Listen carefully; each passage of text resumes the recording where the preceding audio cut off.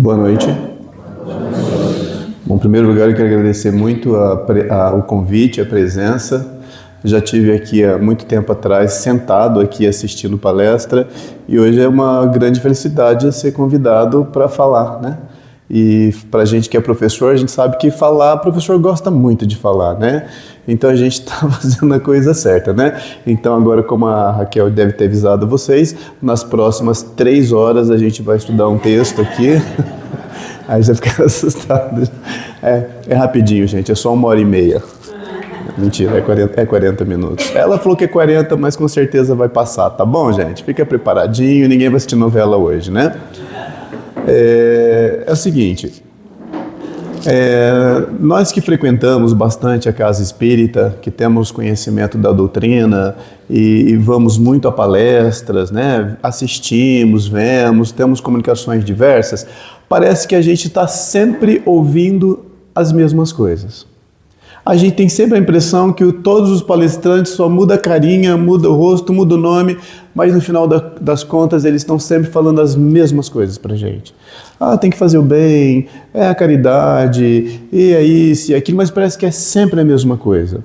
A gente não tem essa impressão? E no fundo é isso mesmo. É bem isso ainda. Porque a gente ainda tem que aprender a lição muito simples que é a lição do amor. Nós vivemos, estamos encarnados num planeta de prova e expiação que a gente sabe que infelizmente o mal ainda predomina, né? Nós temos em nós ainda, de forma natural, resquícios do mal. E qual que é que Jesus nos ensinou e que a doutrina nos ensina? Como é que a gente sai dessa vibração? Como é que a gente sai dessa faixa? É fazendo bem. É fazendo bem, é realmente praticando a caridade. E apesar da gente ouvir tudo, e apesar da gente estar sempre ouvindo praticamente a mesma coisa, muitas vezes a gente ainda incorre no erro. Muitas vezes a gente ainda continua fazendo aquilo que a gente sabe que a gente não podia fazer. Então, às vezes é porque algumas lições ainda não faz sentido para a gente, ou às vezes é porque alguma coisa ainda não tocou na nossa vivência. Uma coisa é a gente ouvir falar, né? Uma coisa é falar, a outra coisa é quando a gente vai para o campo da prática. Então, de ouvir e de falar, a gente já tem bastante. É necessário e é urgente que a gente comece a trazer isso para o campo da vivência, que a gente mude a nossa postura perante os ensinamentos que nós temos. Nós sabemos, né, que o nosso planeta passa aí, né, pelo período de transição, é um planeta que está melhorando, e para que a gente acompanhe essa melhoria, para que a gente passe esse degrau, a gente tem que também se transformar, né? A gente ouve muito, o planeta está se transformando. Na verdade, quem está se transformando somos nós, moradores, que estamos aqui. Então nós precisamos. E é muito urgente, né? O que a espiritualidade tem nos dito e que essa mudança que nos é colocada é muito urgente. Né? A gente não tem muito tempo, não temos tantas outras encarnações para que a gente possa ir buscar o que a gente veio fazer aqui. E quando eu penso em tudo isso, nesse praticar aquilo que se ouve, trazer para o campo da vivência, eu gosto muito de um texto que eu trouxe para a gente discutir aqui hoje, né, que eu queria apresentar para vocês, que é uma das lições chamada Semeadura, que está no livro Caminho, Verdade e Vida de Emmanuel, psicografado pelo Chico, né? Um livrinho curtinho, mas com umas lições de tamanha profundidade. Então, é que às vezes parece que a gente tem dificuldade de entender aquilo que nos é dito. Então, quando a gente faz as leituras de Kardec, são difíceis de compreender. Então, é por isso que muitos outros espíritos vêm nos trazendo de forma didática, simplificada, para que a gente possa entender. E Chico faz isso e fez muito bem essa vida toda através dos espíritos que ele acolheu para que chegasse até a gente essas lições de formas mais simples, né? De formas mais próximas daquilo que a gente consegue entender e vivenciar. Então eu trago aqui hoje, desse livro Caminho, Verdade e Vida, que ele é cheio de lições, né? São lições curtinhas, né? São lições simplesinhas, mas olha que se a gente lê com atenção, é de uma profundidade que mexe muito com a gente. E a que eu escolhi hoje se chama Semeadura. Semeadura, o nome já é muito interessante, né? O nome já é muito intrigante, né? Semeadura. E no Evangelho de Marcos, numa das falas de Jesus, Emmanuel começa esse texto dizendo assim: mas, tendo sido semeado, cresce. Olha a profundidade dessa frase. Tão simples, mas, tendo sido semeado, cresce. Então isso, ao mesmo tempo que pode me ser um acalento, pode ser um acalento para os nossos corações, que bom, então o que eu estou fazendo eu terei minha recompensa, mas também pode ser um alerta. Cuidado com aquilo que você está fazendo. Tudo que for semeado vai crescer e a gente vai ter que colher. Como eu já dizia, como o Chico já disse bastante vezes para a gente, a semeadura é opcional, mas a colheita é obrigatória. Se eu plantar flores, eu vou colher flores. Se eu plantar jiló, eu vou colher jiló. Eu não sei, eu também acho que o exemplo não é tão bom, né? Eu praticamente gosto de jiló. Jiló não é uma coisa tão ruim, né? Não fui muito feliz no exemplo, não, né? Vamos falar a verdade, né, gente? Um jiló fritinho, né? Deixa isso pra lá, eu não jantei ainda, gente. Vamos lá, vamos ao que interessa. Então vamos lá. Para não fazer uma leitura e só eu ter o texto, eu vou compartilhar ele com vocês aqui. É bem curtinho, né? É exatamente como está no texto. Gostaria muito que vocês me acompanhassem aqui na profundidade dessa leitura. E a gente faz as reflexões. O que ele está querendo nos dizer com isso? Então ele começa a primeira parte do texto, Emmanuel começa a dizer assim para a gente: é razoável que todos os homens procurem compreender a substância dos atos que praticam nas atividades diárias. Ainda que esteja obedecendo a certos regulamentos do mundo que os compelem a determinadas atitudes, é imprescindível examinar a qualidade da sua contribuição pessoal no mecanismo das circunstâncias, porquanto é da lei de Deus que toda semeadura se desenvolva. Então nós sabemos, olha o que ele está dizendo para a gente aqui. Primeiro a gente tem que tomar cuidado como a gente vive a nossa vida no nosso mundo cotidiano.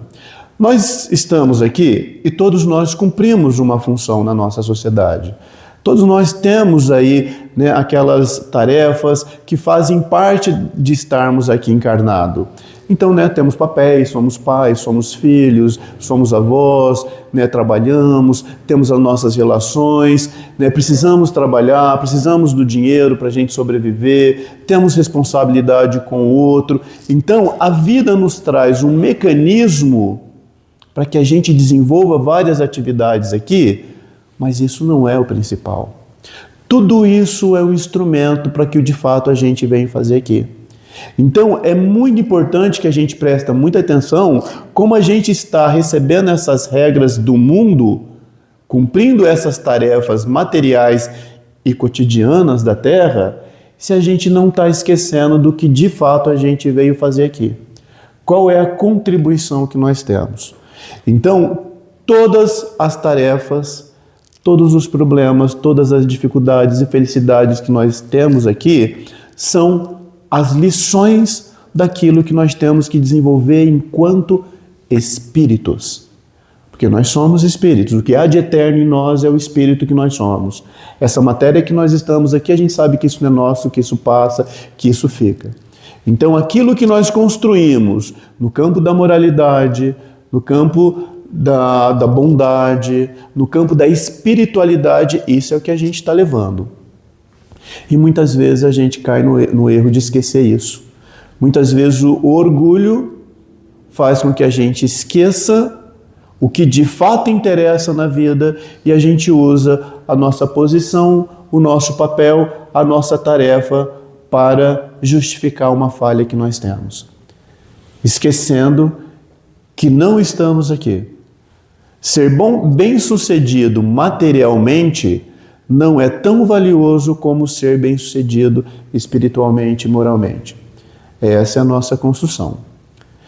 Do mesmo jeito que um aluno aprende determinada lição na escola naquele ano e ao final do ano ele faz a prova para ver se ele aprendeu e se ele pode passar. Enquanto espíritos, nós estamos aqui aprendendo uma lição. E ao final desse percurso, a gente tem a nossa prova para saber se a gente aprendeu, se a gente consegue passar. Então, no começo desse texto, Emmanuel já está dizendo para a gente, cuidado, não é principal aquilo que a vida te dá nesse campo terrestre e material. É principal o que você constrói a partir disso. Eu posso ter uma relação com qualquer pessoa, mas eu posso ter amor com aquela pessoa. Eu posso ter bondade. A vida pode ter me colocado em determinada situação que não me é favorável, mas eu posso ter bondade. Eu posso saber como é que eu olho para o outro. E muitas vezes a gente acaba esquecendo disso e entende que é só isso aqui o que vale. A gente vê por isso que a gente está vendo aí hoje tantos conflitos familiares, a gente está vendo tantas coisas absurdas que a gente imaginava que não veria, né? Tantas tragédias familiares e em outros aspectos, porque as pessoas estão simplesmente esquecendo disso. Nada do que é construído aqui justifica se eu não estiver construindo no campo da minha moralidade, da minha espiritualidade. Então, ele abre dizendo isso aqui para a gente de uma forma muito simples.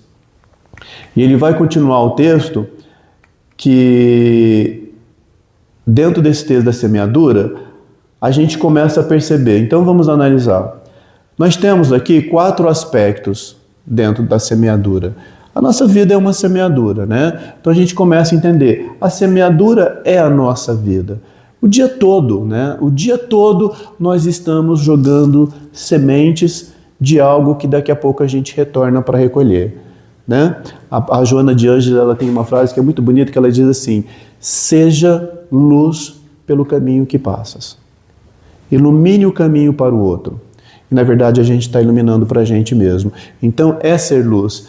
Dentro do texto, a gente vê o semeador. O que é o semeador? Se a vida é a semeadura, o semeador somos nós, esses espíritos imortais, esses espíritos eternos. E a gente tem que acreditar que nós fomos criados para a felicidade. Deus nos cria. Esse Deus não seria um Deus bom, justo, se Ele nos criasse para o sofrimento. Se eu acredito nisso, que eu sofro em vão, que as minhas dores são em vão, eu não estou ouvindo direito. Então, por isso que eu vou continuar ouvindo sempre as mesmas coisas até que eu acredite nisso. O que é a semente? O que nós estamos jogando? A semente são as nossas atitudes. A semente são as nossas atitudes. Aquilo que nós estamos fazendo no dia a dia. E o solo? O que seria o solo? O solo é o tempo. Esse Senhor implacável. E a nossa avó já dizia muito pra gente. A gente já viu muito, né? A sabedoria das nossas avós. O tempo é o rei de tudo. O tempo te dá respostas. É que muitas vezes a gente tem a nossa ansiedade de querer que seja no nosso tempo, do nosso jeito, né? Crianças birrentas, mimadas, do meu jeito, tem que ser. Não é. É o tempo. Esse solo no qual nós estamos plantando é o tempo que vai nos dar as respostas. Por fim, nós temos o celeiro.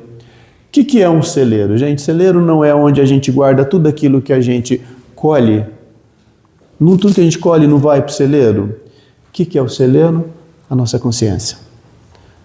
Onde está guardada todos os nossos atos. Não adianta, dessa a gente não foge.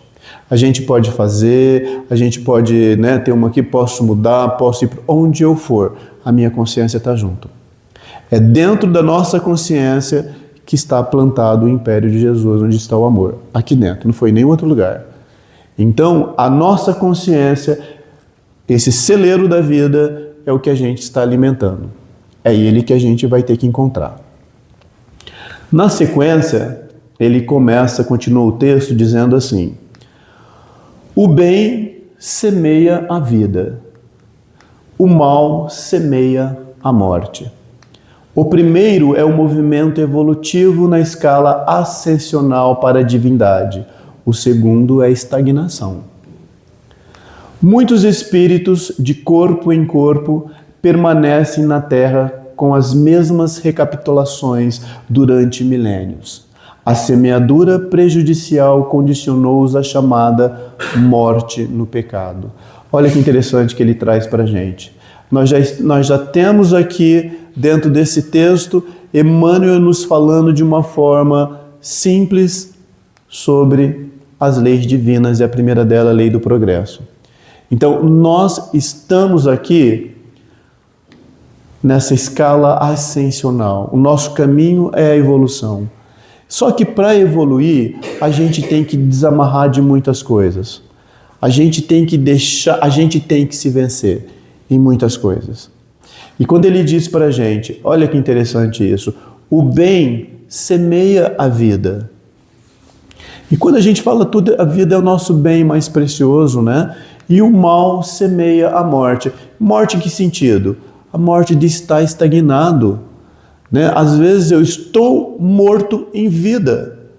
Então, às vezes a gente vê pessoas, né, que não vê sentido na vida dela. Que ela não vê sentido porque acorda, porque levanta, porque vai para o trabalho, porque faz aquilo. É uma pessoa que está morta em vida. Isso é muito triste. Essa é a morte triste. Porque a morte do desencarne, ela faz parte do processo de evolução, né?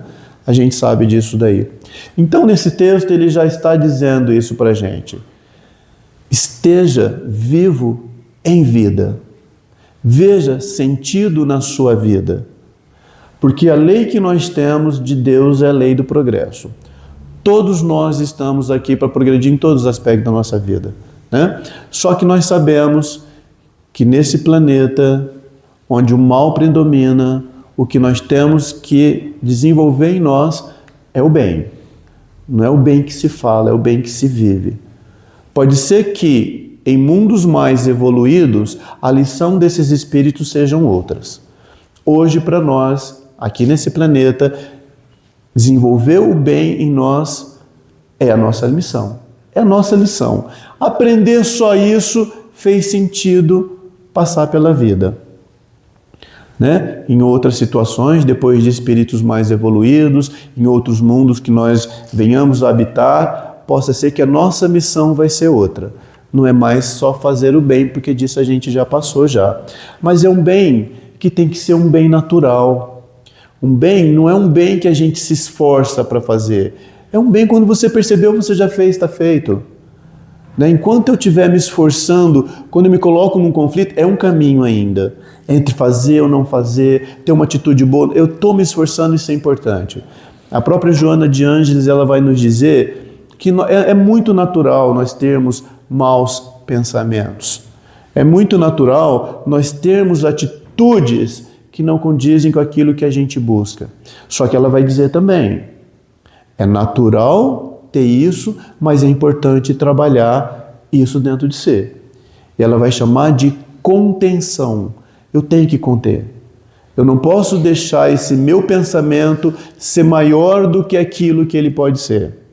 E a espiritualidade já nos diz, muito cuidado com o pensamento. Muito cuidado com o pensamento. O pensamento é a chave de abertura de sintonia. Nós temos que tomar muito cuidado com o que nós pensamos, né? Na sequência ele diz assim, muitos espíritos, nós, né, de corpo em corpo, permanecem na Terra com as mesmas recapitulações. Ou seja, o que seria de corpo em corpo? De uma existência para outra, de uma existência para outra, reencarnando, reencarnando, permanece repetindo os mesmos erros por milênios, né, por várias encarnações. E é aquela lição que não é aprendida. Enquanto a lição não for aprendida, ela precisa ser refeita. Então, às vezes, nós percebemos pessoas, né, pessoas próximas, colegas, que sempre, às vezes, tem uma reclamação, nossa, mas isso só acontece comigo. Eu só me envolvo com esse tipo de pessoa. Sempre me acontece com isso. E a gente pensa, mas não aprendeu ainda? Se só te acontece isso, você não aprendeu ainda? É a vida te dando mais uma chance, mais uma oportunidade de você aprender aquela lição e não voltar naquele erro. Né? Então, às vezes, nós estamos aí nesse ciclo e nós não percebemos que a gente tem que sair desse ciclo. Não é?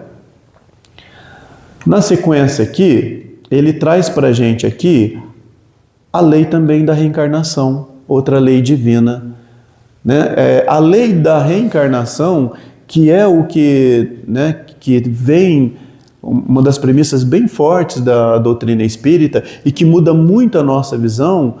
Eu lembro quando, pequenininho ainda, era da Igreja Católica, fui coroinha, gente, vocês acham? Fui coroinha. Lá vem a história. Além de ser coroinha, eu queria ser santo. Olha os desejos da pessoa, né? Não, pode dizer que é verdade, eu queria ser santo. Aí uma vez eu fiz um altar no meu quarto. A gente nem se conhece, eu estou falando da minha vida para vocês, né? Fiz um altar no meu quarto, eu tinha um rosário e eu sabia que o povo rezava a Ave Maria, as 40 que tinha lá pegando bolinha, né? A primeira noite eu fiz. A segunda noite eu parei no meio. Na terceira eu já olhei para você e falei, precisa de tudo isso mesmo, gente? Tá muito difícil ser santo. Eu não decidi nem que santo que eu quero ser. Porque tinha um santo para tudo, né? Santa Bárbara, santo do olho, santo dando casamenteiro. E eu ficava na dúvida, mas que santo que será que eu queria ser, né? Não cheguei a essa conclusão até hoje, né? Então, mas aí a gente vai percebendo que essa aproximação que a gente tem com algo que nos diz daquilo que é importante, daquilo que nos é sagrado, em determinado momento a gente começa a ver sentido para aquilo. Aí quando a gente vai ficando mais velho, fala, não é ser santo, não, a coisa não está aí. A coisa não tá, é muito mais simples do que isso, né? A santidade, ela é uma coisa muito relativa. Então, às vezes, nós vemos pessoas que têm muito e faz nada, e nós vemos pessoas tão simples, mas que doa tanto, né, que tem tanto para doar, e a gente começa a perceber, é muito comum quando a gente fala, essa pessoa é um santo, é nesse sentido, santo naquilo que vivencia, naquilo que faz, voltando aqui ao que a Joana de Ângeles diz, né, seja luz por onde quer que passa, tá aí esse sentido, e a gente, será que a gente é luz, né, por onde nós estamos passando, ou cada vez nós escurecemos mais o caminho das pessoas que estão próximas a gente? E aí a gente volta a falar da lei da reencarnação, que é a grande prova de amor que Deus tem por nós. A reencarnação, ela é mais uma oportunidade da gente acertar os passos ou limpar os erros que nós viemos cometendo. E como ele vai dizer para a gente aqui, né, ó, de corpo em corpo, de uma reencarnação para outra, continua recapitulando. E a doutrina, né, nos explica dessa bondade de Deus. Não tem problema. Você vai ter mais uma chance. Você vai ter outra chance. Enquanto a gente não encontrar o caminho, a gente busca. E muitas vezes a gente pega um desvio. Mas a espiritualidade, né, que nos ama, que nos ampara, ela vai nos trazer de volta para esse caminho. Como diz a lei do progresso. A lei do progresso é sempre para frente. Deus nos cria para isso. Não tem regressão. A gente pode perder o caminho, mas ela faz com que a gente volte. Se não tivesse a reencarnação, a gente voltaria naquele pensamento que a gente aprendeu, que nos ensinaram, né? Morreu, acabou tudo. Então, qual é a vantagem de eu fazer o bem? Qual é a desvantagem de eu fazer o mal? Sim, tem, porque você vai encontrar com o que você está deixando aqui. Então, nesse primeiro trecho, Emmanuel está dizendo isso para a gente.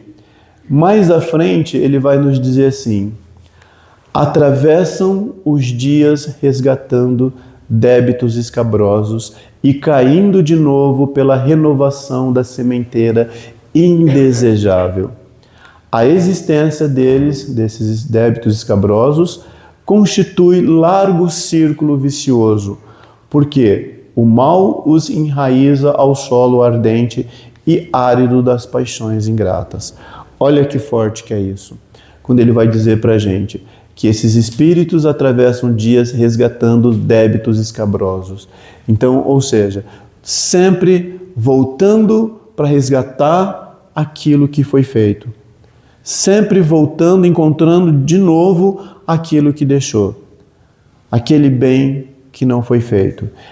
São as oportunidades que a vida nos dá através das leis que nós vemos, das leis de Deus que nós vemos, né?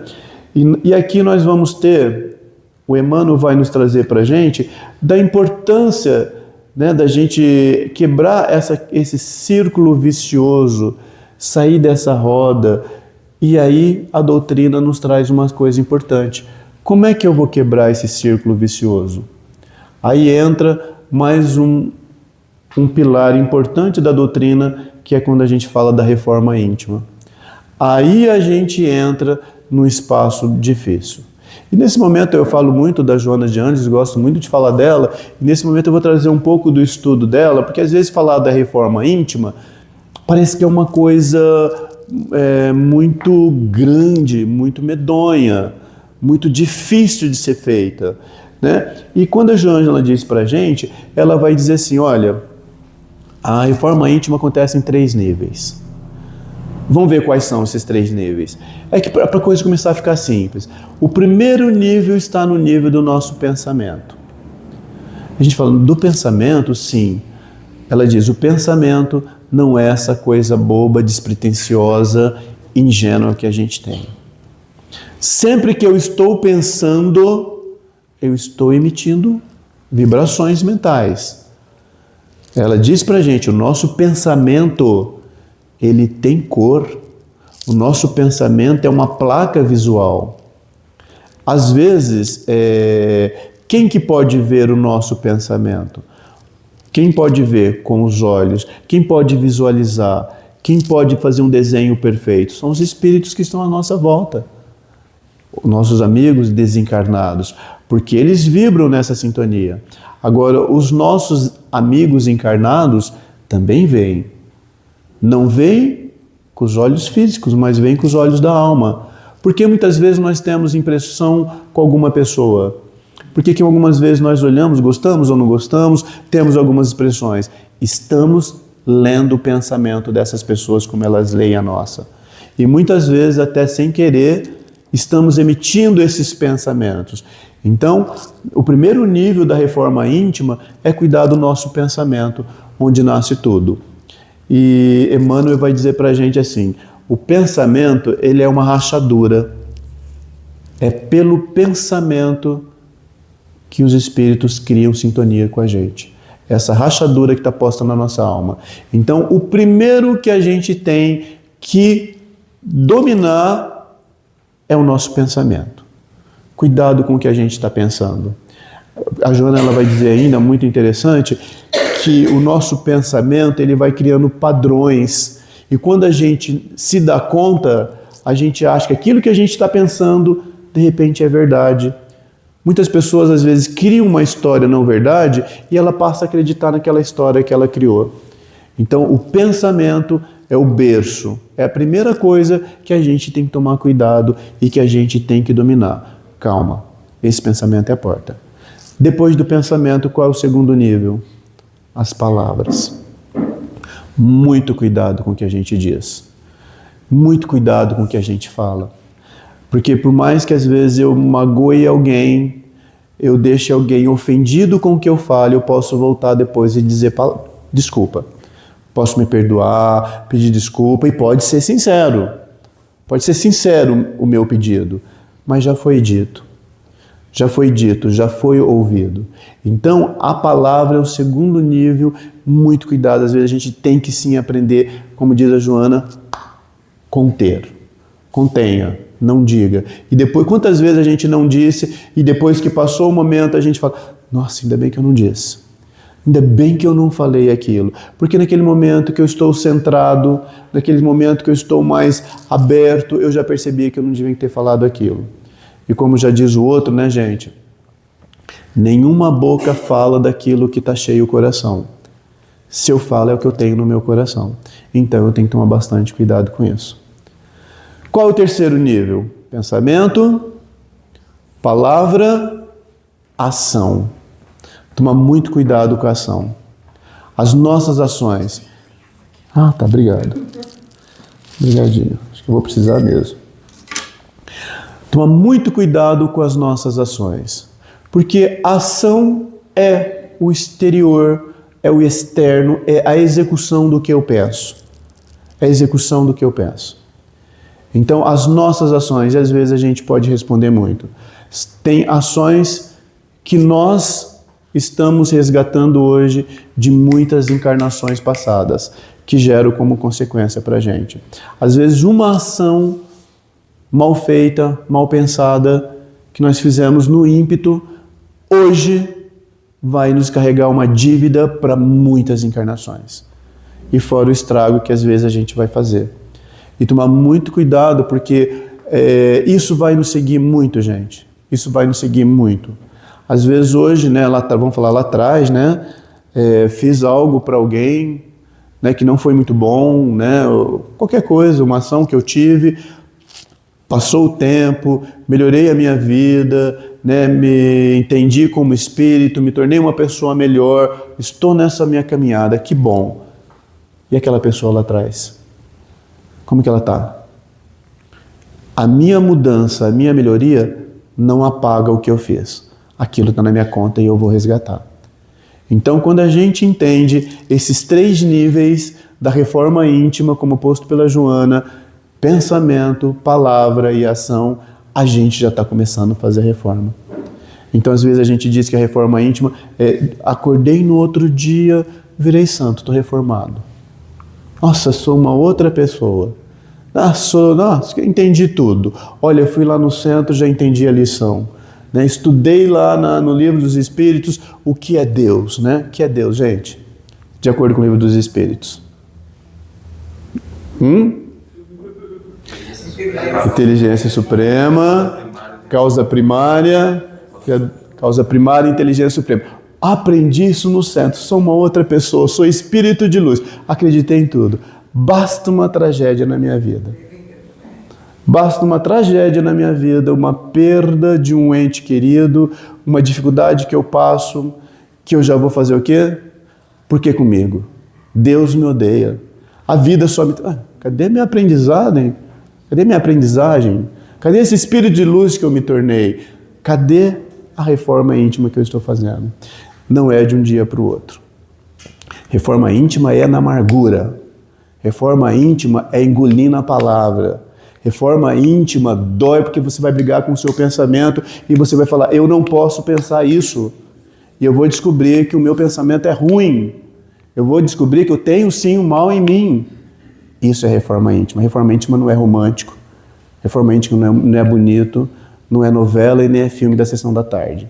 Reforma íntima é dor, é febre, é angústia, mas é por ela que eu passo. Então, se a gente está sofrendo nesse caminho, se está difícil esse caminho, estou no caminho certo.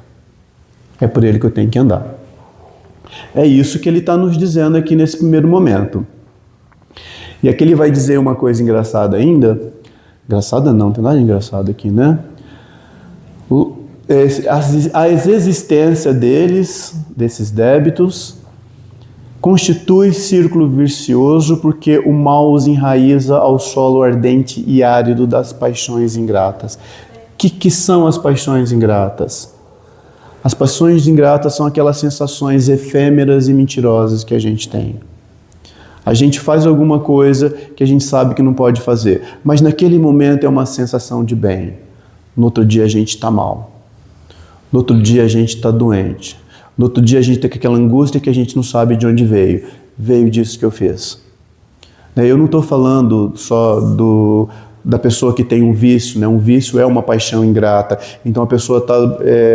É muito difícil, né, gente? Assim, uma pessoa está lutando ali com o vício, seja da droga, seja um vício do álcool, e ela está naquela luta, ela não pode, ela não quer aquilo, mas chega um momento, fica tão forte, ela vai lá e faz o uso. Naquele momento, aquilo é um prazer, mas depois aquilo machuca muito. Do mesmo jeito que sobe e joga ao chão.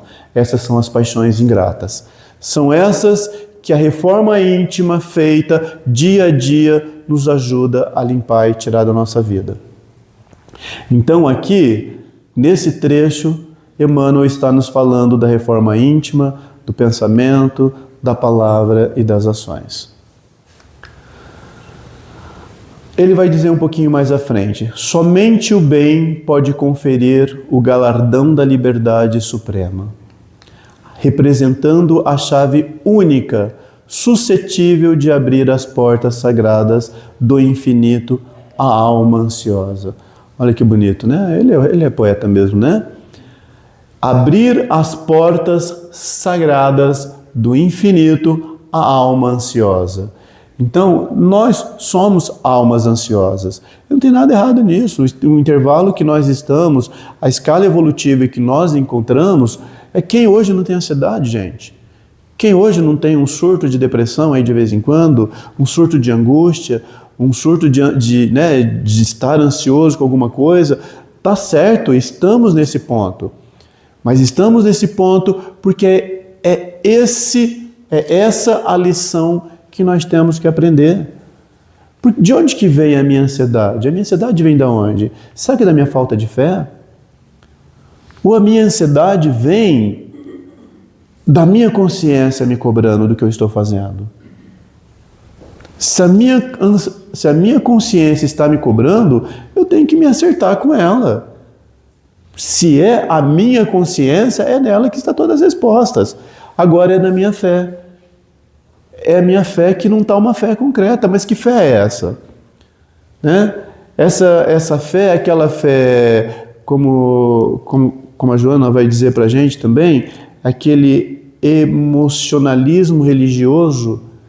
Eu tenho fé em Deus que tudo vai dar certo, que tudo vai terminar bem. Mas eu não digo, eu tenho fé em Deus que vai terminar tudo do jeito que tem que terminar.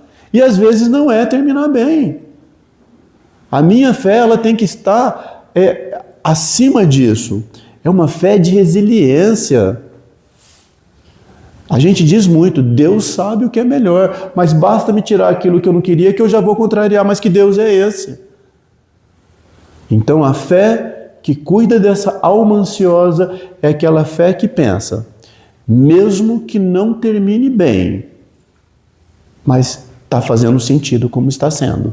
Porque é disso que eu preciso. Porque quando eu me agarro a essa fé, eu vou confiar mais nesse Deus que nos cria. Aí eu vou entender.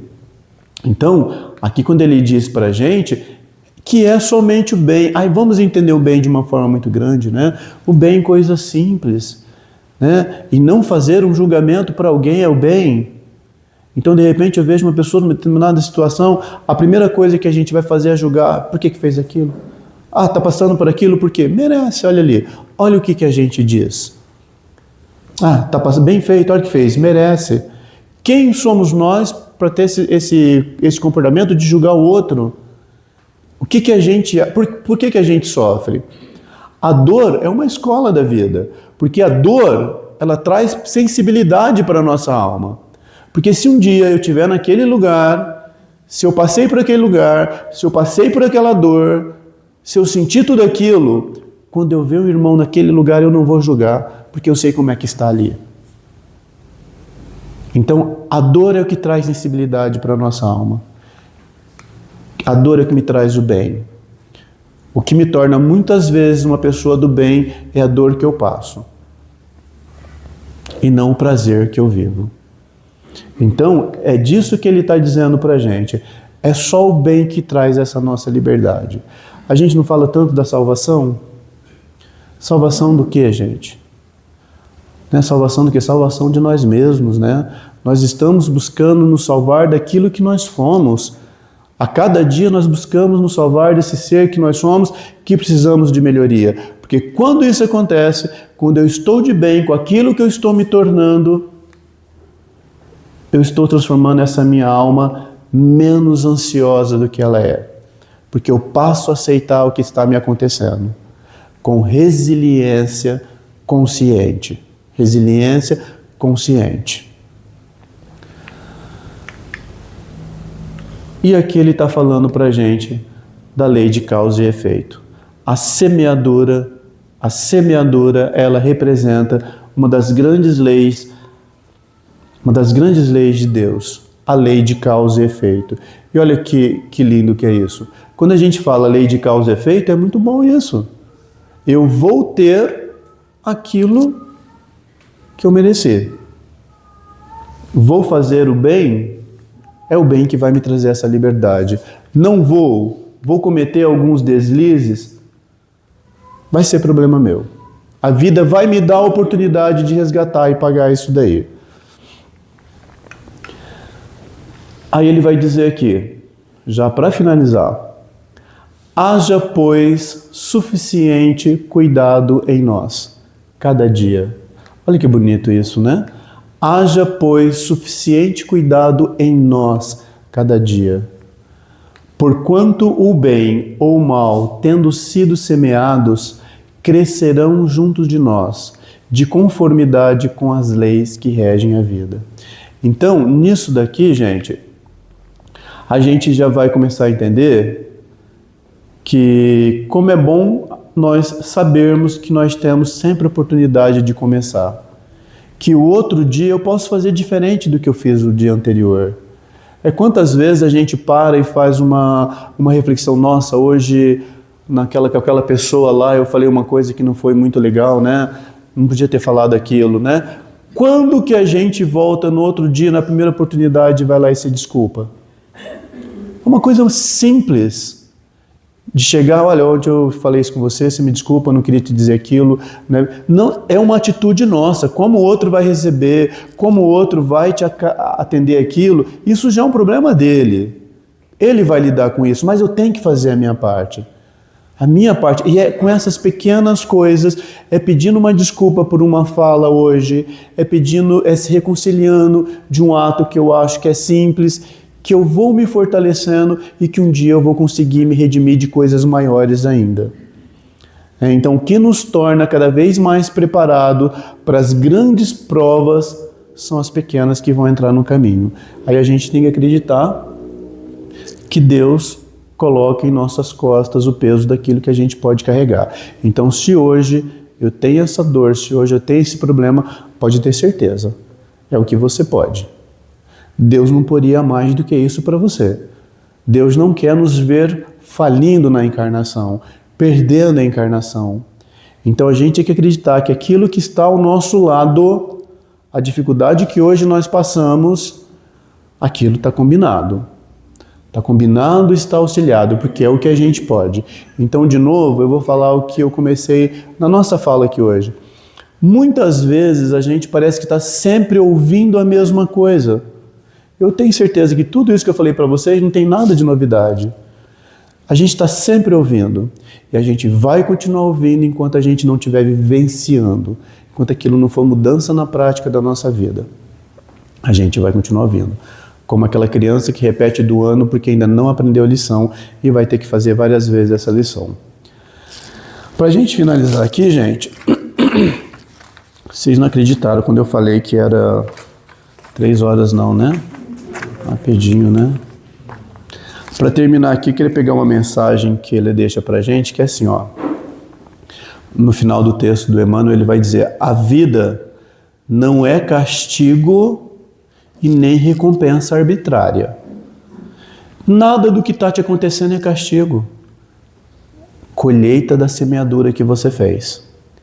E muitas vezes a gente ainda se dá na prepotência de olhar e falar: meu Deus, o que eu fiz para Deus? Primeiro que a gente não faz nada para Deus, gente. Vamos colocar no nosso lugar, né? Olha Deus onde está e eu achando que eu vou fazer alguma coisa que vai chegar até Deus. Primeiro vamos baixar a bola, né? Primeiro que a gente não faz nada para Deus. Então, se eu estou passando por alguma coisa, é culpa minha. E a primeira coisa que tem que fazer, ok, então como é que eu melhoro isso aí? Está tudo do nosso lado.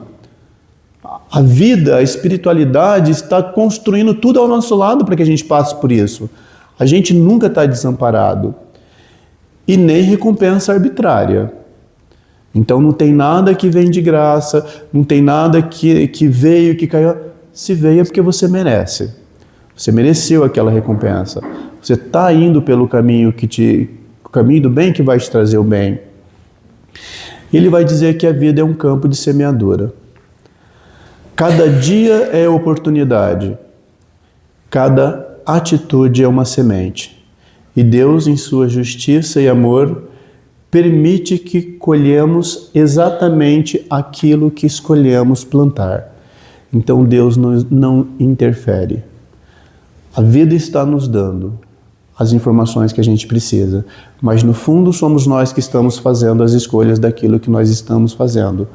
Então é muito aquela hora da gente já parar com aquela história de que eu sou assim porque me fizeram isso, né? Porque minha avó, meu pai, minha mãe, 3 séculos atrás.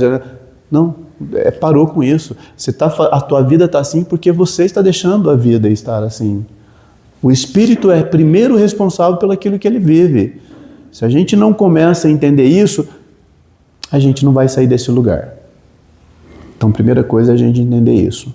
Então, que nós possamos, a cada dia, estarmos muito atentos com as sementes que estamos jogando nesse solo da nossa consciência, que nós possamos estar sempre atento àquilo que nós estamos semeando, porque essa será a nossa colheita.